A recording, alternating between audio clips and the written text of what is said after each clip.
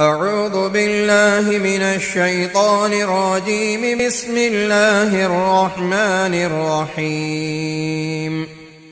الحمد لله الذي خلق السماوات والأرض وجعل الظلمات والنور، ثم الذين كفروا بربهم يعدلون. هو الذي خلقكم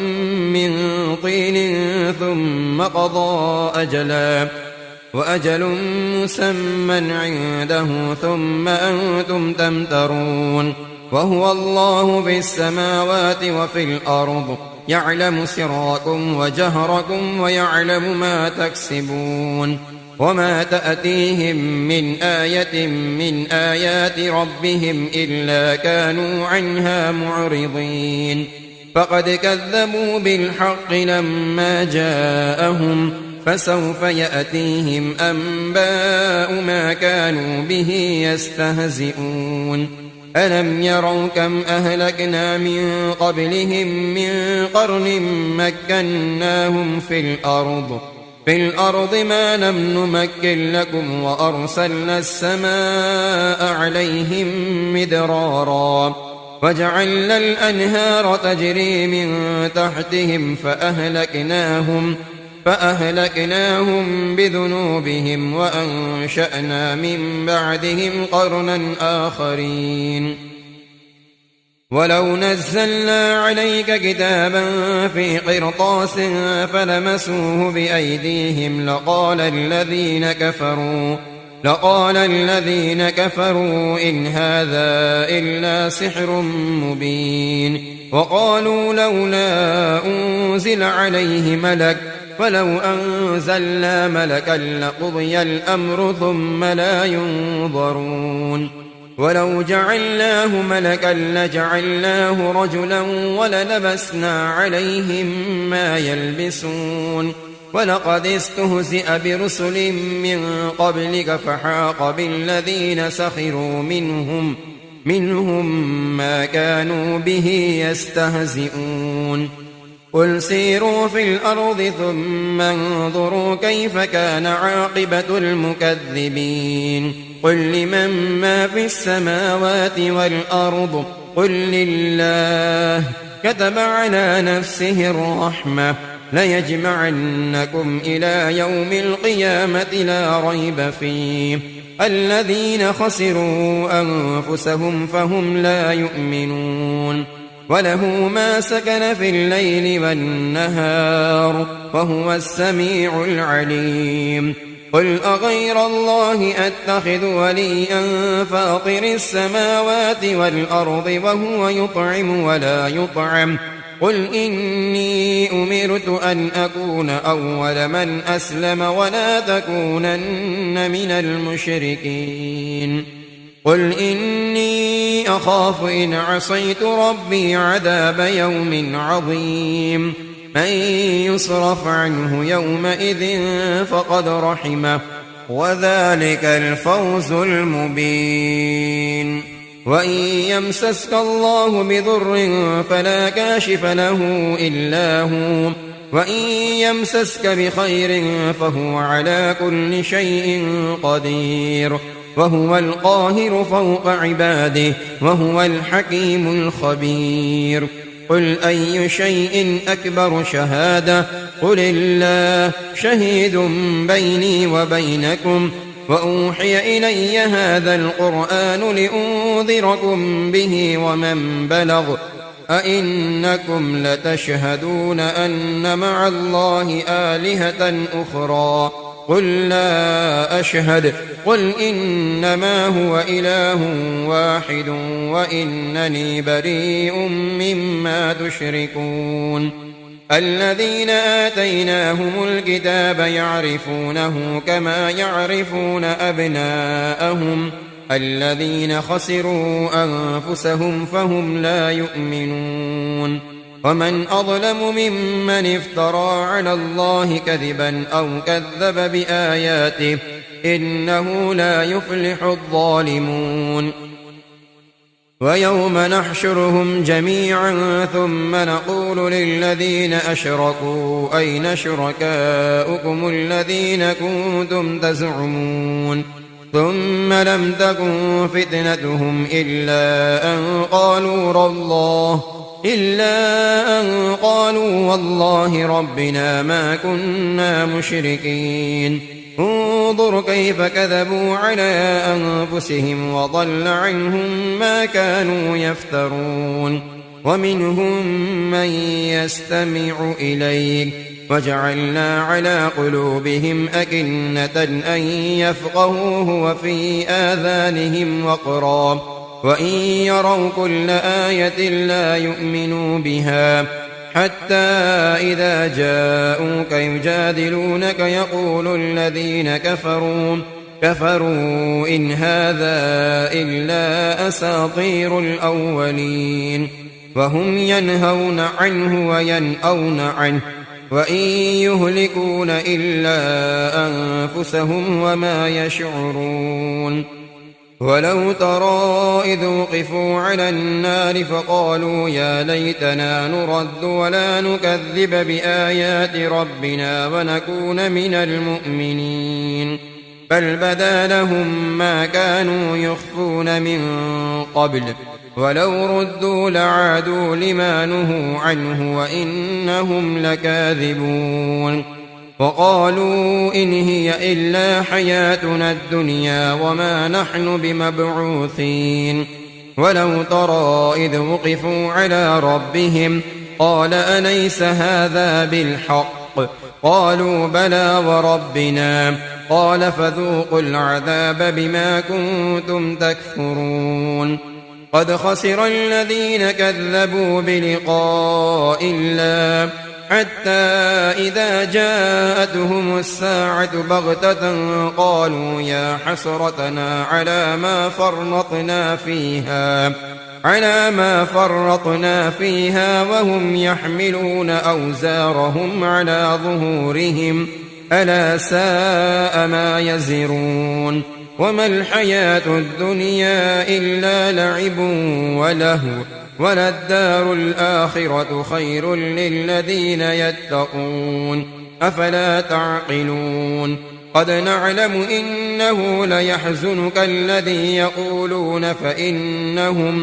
فإنهم لا يكذبونك ولكن الظالمين بآيات الله يجحدون.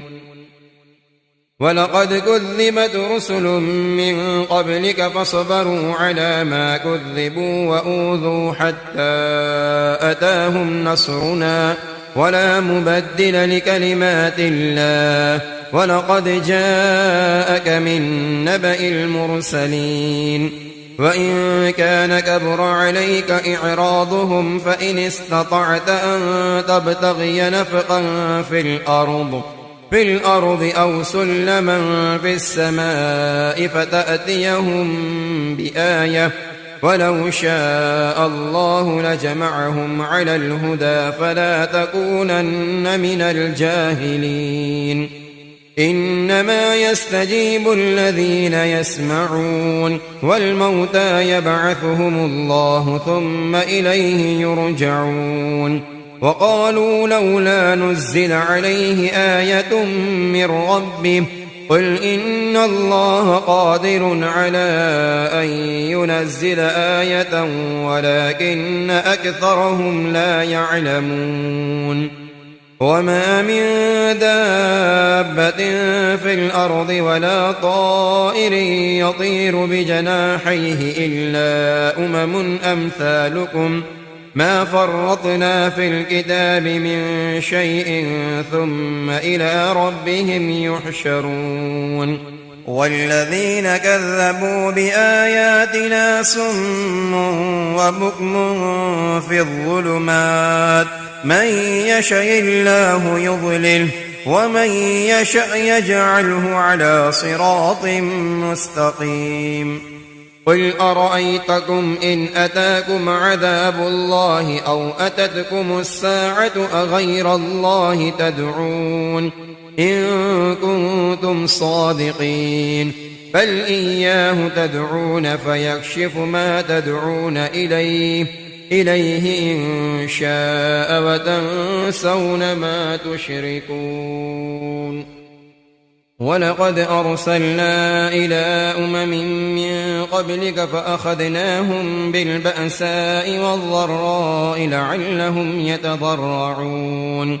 فلولا إذ جاءهم بأسنا تضرعوا ولكن قست قلوبهم وزين لهم الشيطان ما كانوا يعملون فلما نسوا ما ذكروا به فتحنا عليهم أبواب كل شيء حتى إذا فرحوا بما أوتوا أخذناهم بغتة فإذا هم مبلسون فقطع دابر القوم الذين ظلموا والحمد لله رب العالمين قل أرأيتم إن أخذ الله سمعكم وأبصاركم وختم على قلوبكم من إله غير الله يأتيكم به انظر كيف نصرف الآيات ثم هم يصدفون قل أرأيتكم إن أتاكم عذاب الله بغتة أو جهرة هل يهلك إلا القوم الظالمون وما نرسل المرسلين إلا مبشرين ومنذرين فمن آمن وأصلح فلا خوف عليهم ولا هم يحزنون والذين كذبوا بآياتنا يمسهم العذاب بما كانوا يفسقون قل لا أقول لكم عندي خزائن الله ولا أعلم الغيب ولا أقول لكم إني ملك إن أتبع إلا ما يوحى إلي قل هل يستوي الأعمى والبصير أفلا تتفكرون وأنذر به الذين يخافون أن يحشروا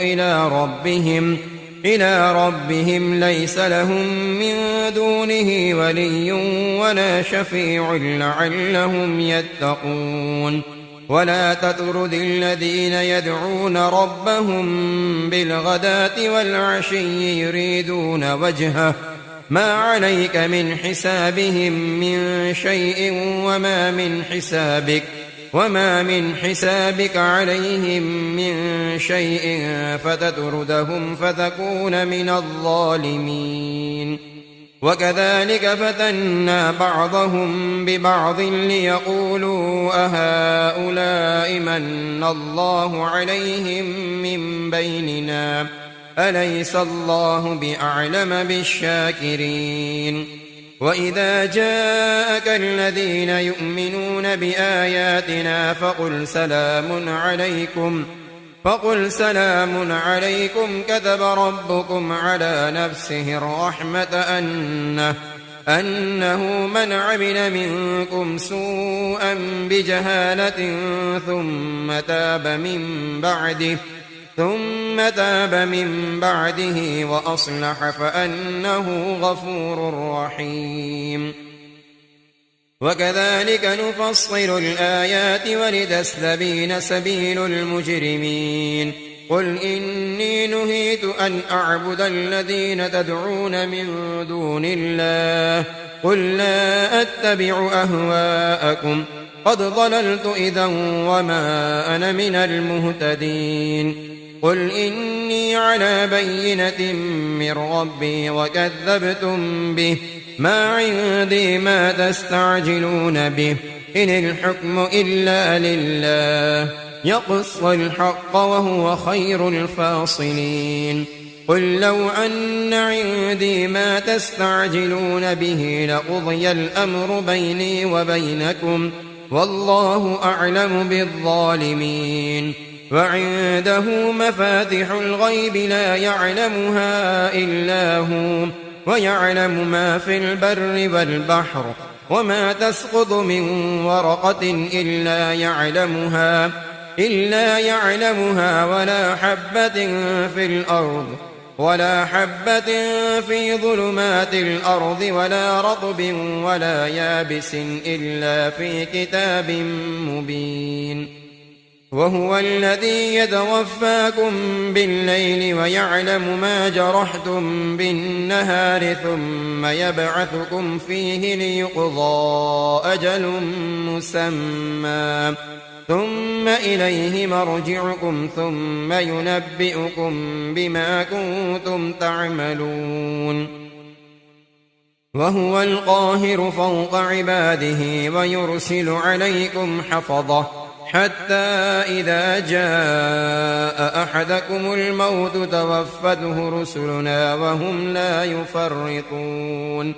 ثم ردوا إلى الله مولاهم الحق ألا له الحكم وهو أسرع الحاسبين قل من ينجيكم من ظلمات البر والبحر تدعونه تضرعا وخفية لئن أنجانا من هذه لنكونن من الشاكرين قل الله ينجيكم منها ومن كل كرب ثم أنتم تشركون قل هو القادر على أن يبعث عليكم عذابا من فوقكم أو من تحت أرجلكم أو يلبسكم شيعا ويذيق بعضكم بأس بعض انظر كيف نصرف الآيات لعلهم يفقهون وكذب به قومك وهو الحق قل لست عليكم بوكيل لكل نبأ مستقر وسوف تعلمون وإذا رأيت الذين يخوضون في آياتنا فأعرض عنهم حتى يخوضوا في حديث غيره وإما ينسينك الشيطان فلا تقعد بعد الذكرى مع القوم الظالمين وما على الذين يتقون من حسابهم من شيء ولكن ذكرى لعلهم يتقون وذر الذين اتخذوا دينهم لعبا ولهوا وغرتهم الحياة الدنيا وذكر به أن تبسل نفس بما كسبت ليس لها من دون الله ولي ولا شفيع وإن تعدل كل عدل لا يؤخذ منها أولئك الذين أبسلوا بما كسبوا لهم شراب من حميم وعذاب أليم بما كانوا يكفرون قل أندعو من دون الله ما لا ينفعنا ولا يضرنا ونرد على أعقابنا بعد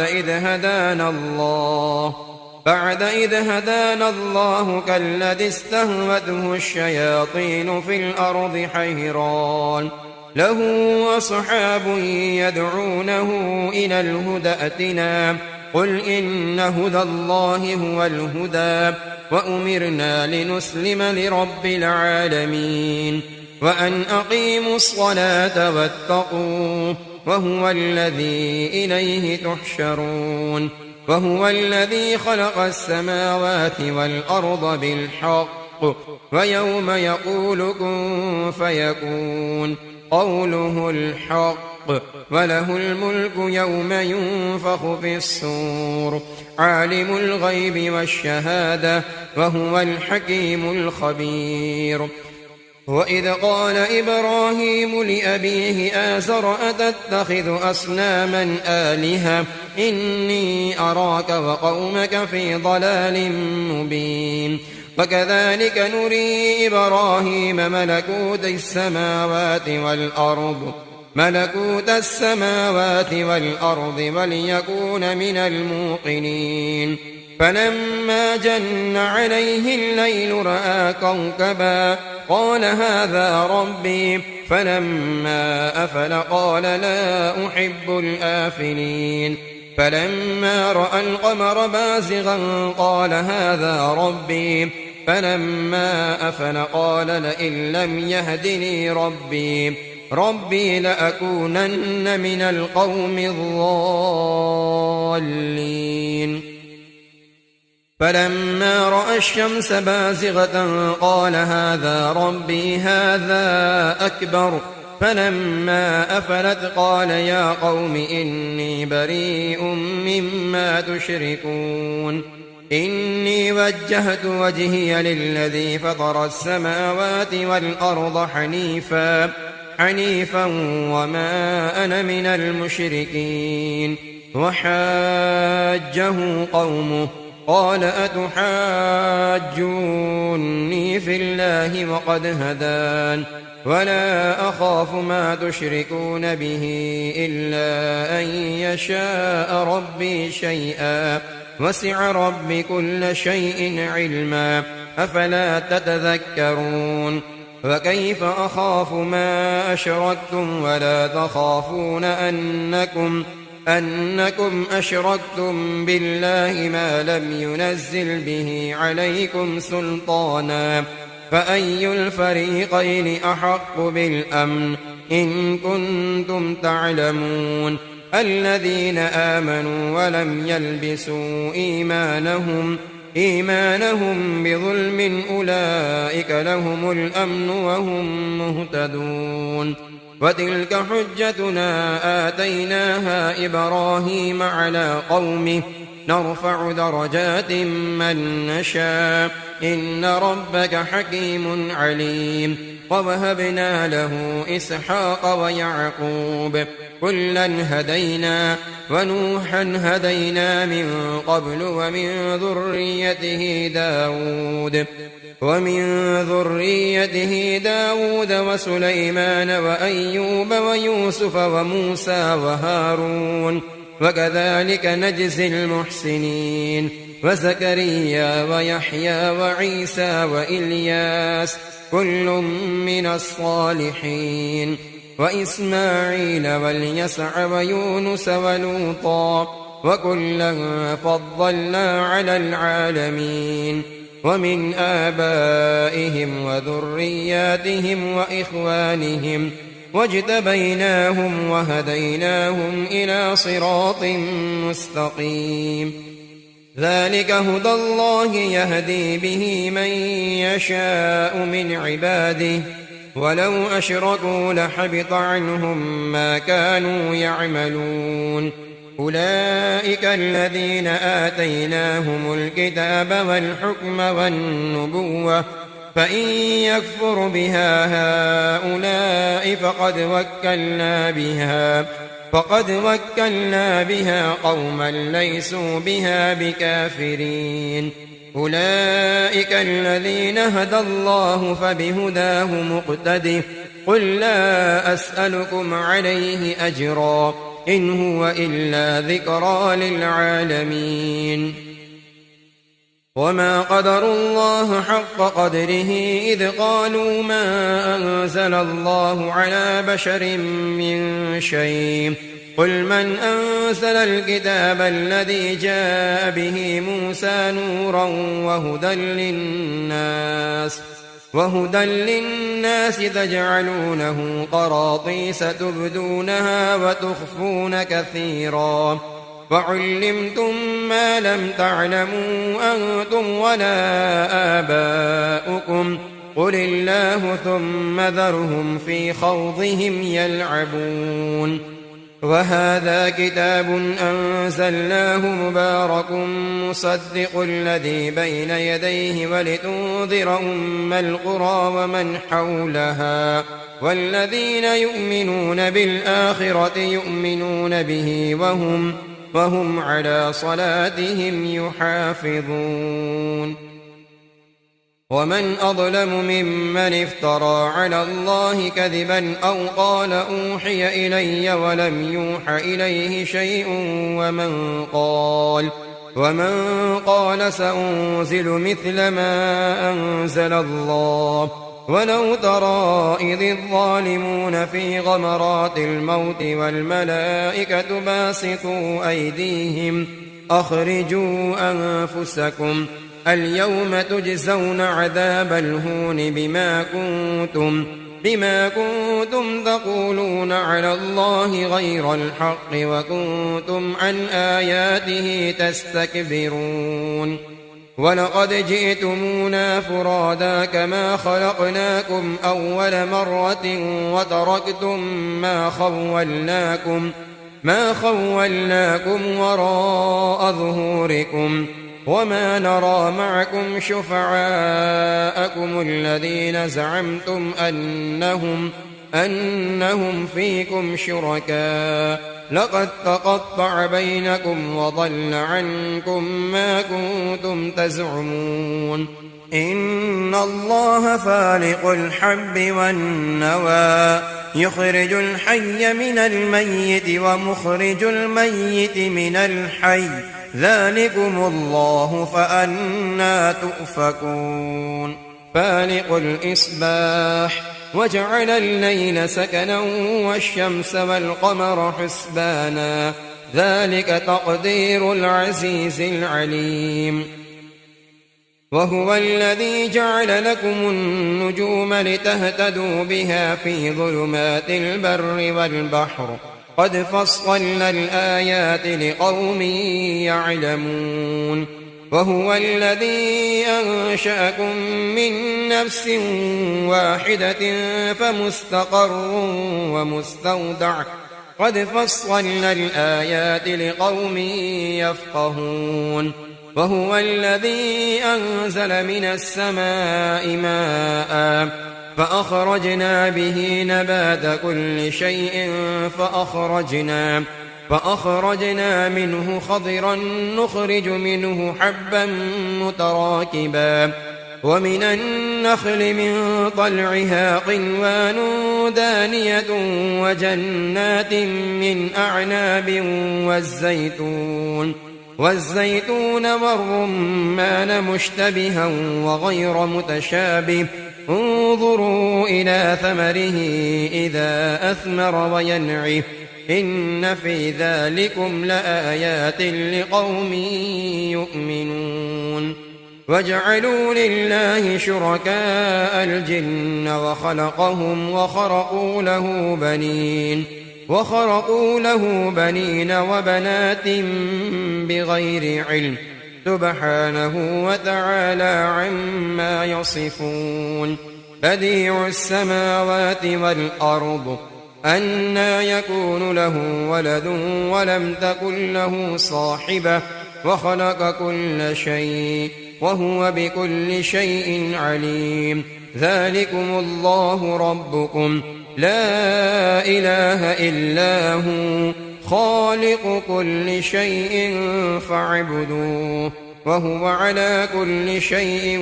وكيل لا تدركه الأبصار وهو يدرك الأبصار وهو اللطيف الخبير قد جاءكم بصائر من ربكم فمن أبصر فلنفسه ومن عمي فعليها وما أنا عليكم بحفيظ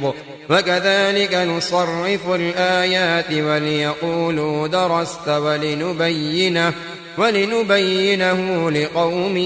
يعلمون اتبع ما أوحي إليك من ربك لا إله إلا هو وأعرض عن المشركين ولو شاء الله ما أشركوا وما جعلناك عليهم حفيظا وما أنت عليهم بوكيل ولا تسبوا الذين يدعون من دون الله فيسبوا الله عدوا بغير علم كذلك زينا لكل أمة عملهم ثم إلى ربهم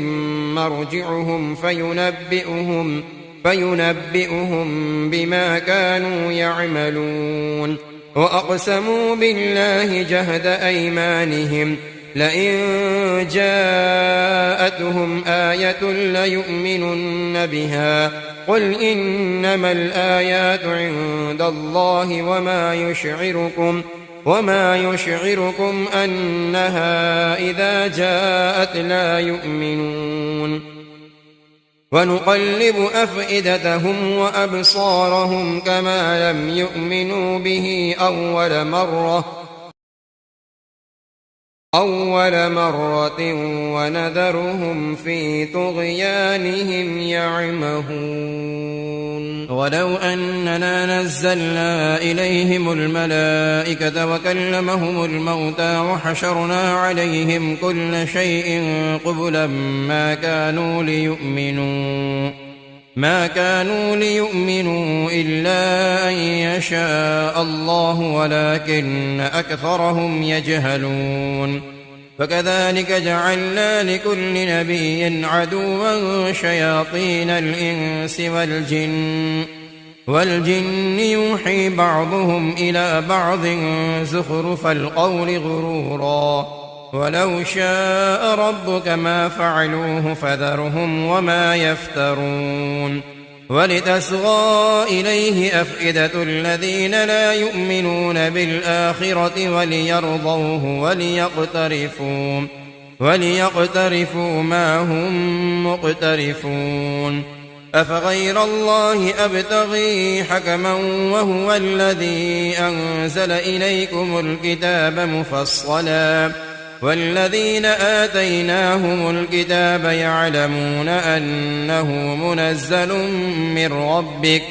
من ربك بالحق فلا تكونن من الممترين وتمت كلمة ربك صدقا وعدلا لا مبدل لكلماته وهو السميع العليم وإن تطع أكثر من في الأرض يضلوك عن سبيل الله إن يتبعون إلا الظن وإن هم إلا يخرصون إن ربك هو أعلم من يضل عن سبيله وهو أعلم بالمهتدين فكلوا مما ذكر اسم الله عليه إن كنتم بآياته مؤمنين وما لكم ألا تأكلوا مما ذكر اسم الله عليه وقد فصل لكم ما حرم عليكم إلا ما اضطررتم إليه وإن كثيرا ليضلون بأهوائهم بغير علم إن ربك هو أعلم بالمعتدين وذروا ظاهر الإثم وباطنه إن الذين يكسبون الإثم سيجزون بما كانوا يقترفون ولا تأكلوا مما لم يذكر اسم الله عليه وإنه لفسق وإن الشياطين ليوحون إلى أوليائهم ليجادلوكم وإن أطعتموهم إنكم لمشركون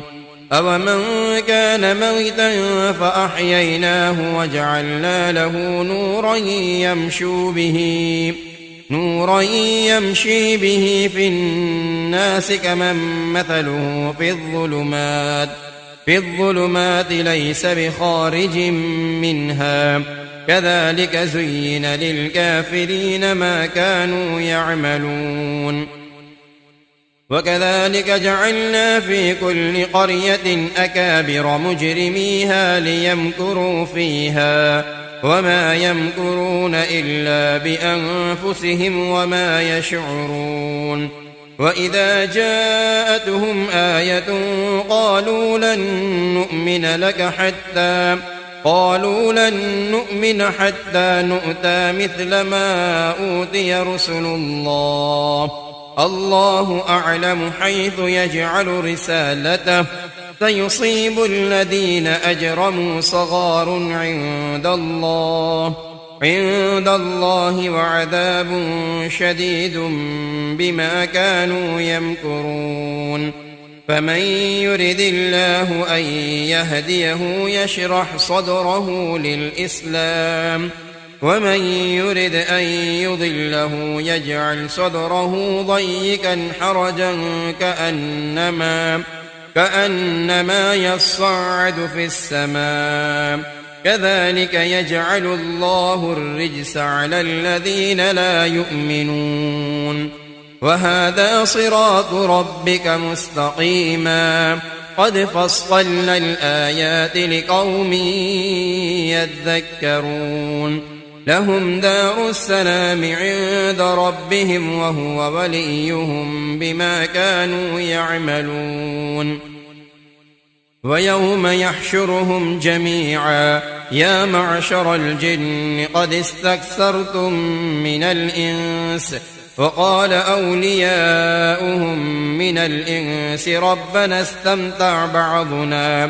بعضنا ببعض وبلغنا أجلنا الذي أجلت لنا قال النار مثواكم خالدين فيها إلا ما شاء الله إن ربك حكيم عليم وكذلك نولي بعض الظالمين بعضا بما كانوا يكسبون يا معشر الجن والإنس ألم يأتكم رسل منكم يقصون عليكم آياتي وينذرونكم لقاء يومكم هذا قالوا شهدنا على أنفسنا وغرتهم الحياة الدنيا وشهدوا على أنفسهم أنهم كانوا كافرين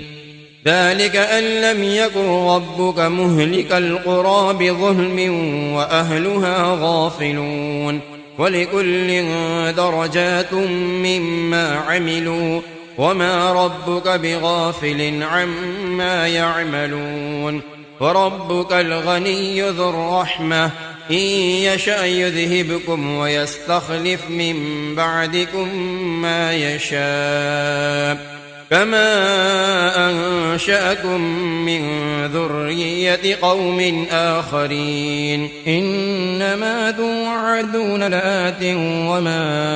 أنتم بمعجزين قل يا قوم اعملوا على مكانتكم إني عامل فسوف تعلمون من تكون له عاقبة الدار إنه لا يفلح الظالمون وجعلوا لله مما ذرأ من الحرث والأنعام نصيبا فقالوا هذا لله بزعمهم وهذا لشركائنا فما كان لشركائهم فلا يصل إلى الله وما كان لله فهو يصل إلى شركائهم ساء ما يحكمون وكذلك زين لكثير من المشركين قتل أولادهم شركاؤهم ليردوهم وليلبسوا عليهم دينهم ولو شاء الله ما فعلوه فذرهم وما يفترون وقالوا هذه أنعام وحرث حجر لا يطعمها إلا من نشاء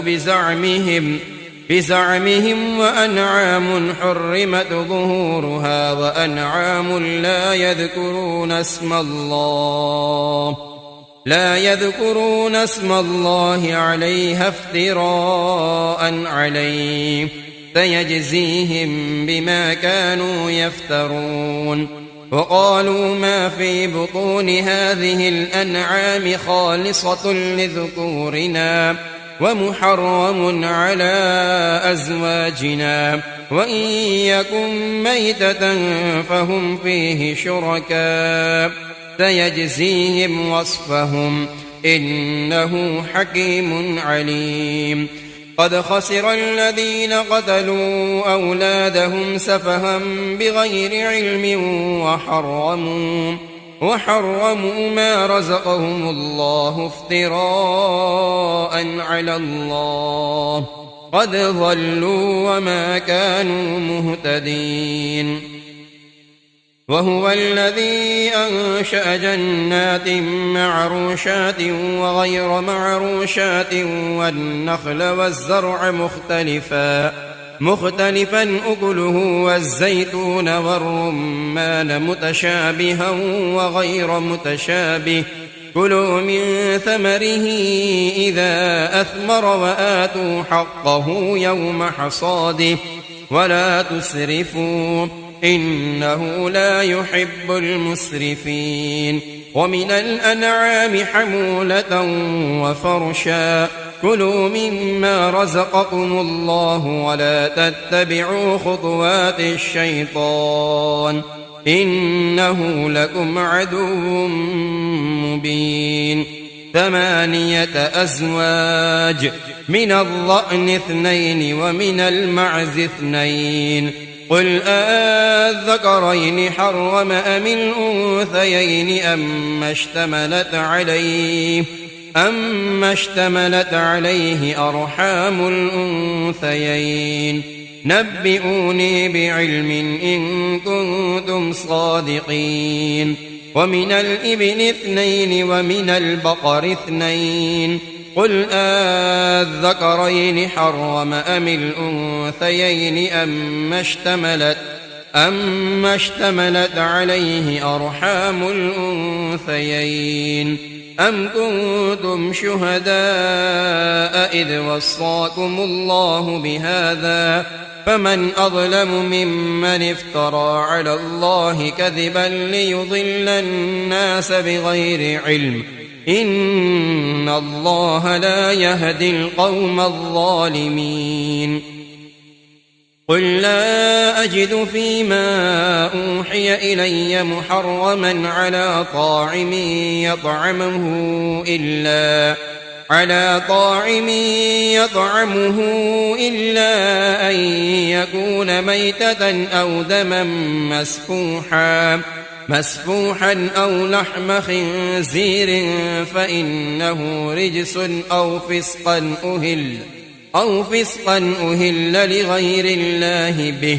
فمن اضطر غير باغ ولا عاد فإن ربك غفور رحيم وعلى الذين هادوا حرمنا كل ذي ظفر ومن البقر والغنم حرمنا عليهم شحومهما إلا ما حملت ظهورهما أو الحوايا أو ما اختلط بعظم ذلك جزيناهم ببغيهم وإنا لصادقون فإن كذبوك فقل ربكم ذو رحمة واسعة ولا يرد بأسه عن القوم المجرمين فيقول الذين أشركوا لو شاء الله ما أشركنا ولا آباؤنا ولا حرمنا من شيء كذلك كذب الذين من قبلهم حتى ذاقوا بأسنا قل هل عندكم من علم فتخرجوه لنا إن تتبعون إلا الظن وإن أنتم إلا تخرصون قل فلله الحجة البالغة فلو شاء لهداكم أجمعين قل هلم شهداءكم الذين يشهدون أن الله حرم هذا فإن شهدوا فلا تشهد معهم ولا تتبع أهواء الذين كذبوا بآياتنا والذين لا يؤمنون بالآخرة وهم بربهم يعدلون قل تعالوا أتل ما حرم ربكم عليكم ألا تشركوا به شيئا وبالوالدين إحسانا ولا تقتلوا أولادكم من إملاق نحن نرزقكم وإياهم ولا تقربوا الفواحش ما ظهر منها وما بطن ولا تقتلوا النفس التي حرم الله إلا بالحق ذلكم وصاكم به لعلكم تعقلون ولا تقربوا مال اليتيم إلا بالتي هي أحسن حتى يبلغ أشده وأوفوا الكيل والميزان بالقسط لا نكلف نفسا إلا وسعها وإذا قلتم فاعدلوا ولو كان ذا قربى وبعهد الله أوفوا ذلكم وصاكم به لعلكم تذكرون وأن هذا صراطي مستقيما فاتبعوه ولا تتبعوا السبل فتفرق بكم عن سبيله ذلكم وصاكم به لعلكم تتقون ثم آتينا موسى الكتاب تماما على الذي أحسن وتفصيلا لكل شيء وهدى ورحمة لعلهم بلقاء ربهم يؤمنون وهذا كتاب أنزلناه مبارك فاتبعوه واتقوا لعلكم ترحمون أن تقولوا إنما أنزل الكتاب على طائفتين من قبلنا وإن كنا عن دراستهم لغافلين أو تقولوا لو أنا أنزل علينا الكتاب لكنا أهدى منهم فقد جاءكم بينة من ربكم وهدى ورحمة فمن أظلم ممن كذب بآيات الله وصدف عنها سنجزي الذين يصدفون عن آياتنا سوء العذاب بما كانوا يصدفون هل ينظرون إلا أن تأتيهم الملائكة أو يأتي ربك أو يأتي بعض آيات ربك يوم يأتي بعض آيات ربك لا ينفع نفسا إيمانها لم تكن آمنت من قبل أو كسبت في إيمانها خيرا قل انتظروا إنا منتظرون إن الذين فرقوا دينهم وكانوا شيعا لست منهم في شيء إنما أمرهم إلى الله ثم ينبئهم بما كانوا يفعلون من جاء بالحسنة فله 10 أمثالها ومن جاء بالسيئة فلا يجزى إلا مثلها وهم لا يظلمون قل إنني هداني ربي إلى صراط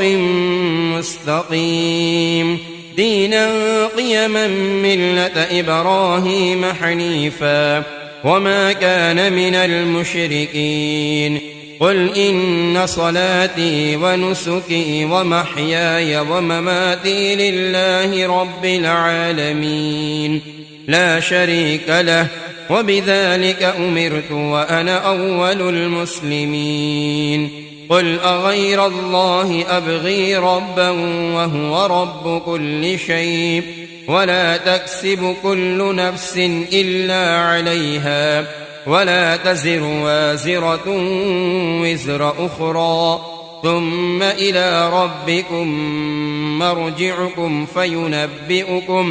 فينبئكم بما كنتم فيه تختلفون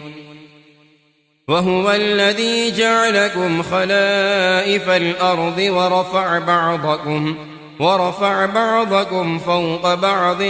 درجات ليبلوكم فيما آتاكم إن ربك سريع العقاب وإنه لغفور رحيم صدق الله العظيم.